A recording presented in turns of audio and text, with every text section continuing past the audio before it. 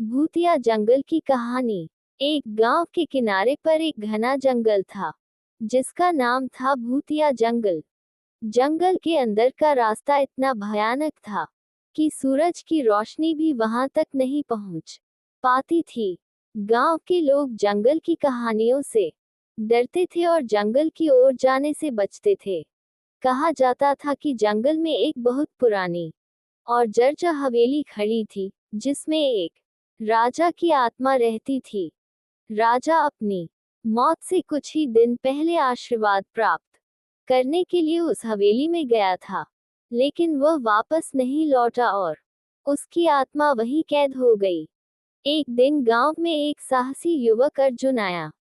उसने गांव वालों से जंगल के बारे में सुना और उसने ठान लिया कि वह रहस्य की पड़ताल करेगा।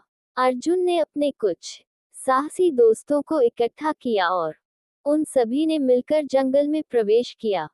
भूतिया जंगल। भूतिया जंगल की कहानी। जंगल में प्रवेश करते ही उन्हें भयानक आवाजें सुनाई देने लगी।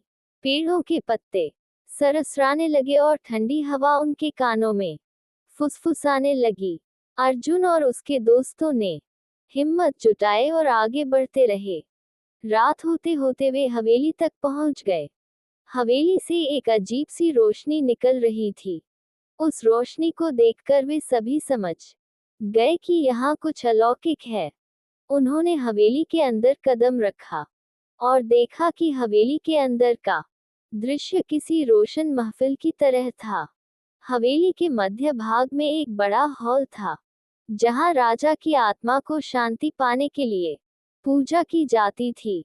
अर्जुन ने देखा कि हॉल के बीच में एक पवित्र अग्नि जल रही थी और उसके चारों ओर अदृश्य ताकतें थीं। अर्जुन ने समझ लिया कि अगर उसे राजा की आत्मा को शांति दिलानी है, तो उन्हें पूजा में खुद को शामिल करना होगा। उसने और उसके दोस्तों ने जंगल के प्राकृतिक संसाधनों का उपयोग करके पूरी निष्ठा के साथ पूजा की। पूजा पूरी होने पर राजा की आत्मा प्रकट हुई और उसने अर्जुन और उसके दोस्तों को आशीर्वाद दिया। राजा की आत्मा मुक्त हुई और जैसे ही वह ऊपर आकाश की ओर बढ़ी, पूरे जंगल में एक अजीब सी शांति छा गई। गांव वाले जब ये दृश्य देखने के लिए जंगल की ओर दौड़े, तो वे हैरान रह गए।